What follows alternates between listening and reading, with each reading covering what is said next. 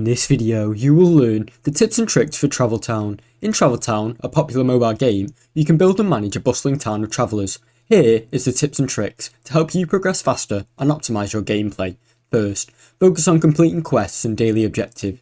These are the rewards of valuable resources such as coins and gems. These rewards are crucial for upgrading buildings and unlocking new items, and even expanding your town. Second, prioritise upgrading your workshop and other production factories early on. They allow you to craft essential items needed for further progress.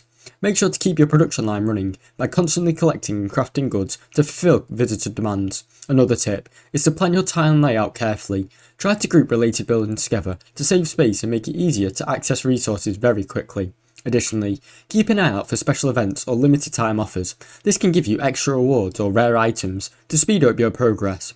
Lastly, don't forget to expand your town by clearing obstacles as soon as you can, since more space allows for more buildings and more opportunities to grow your town.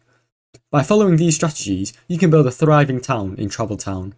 Thanks for watching. Don't forget to like and subscribe.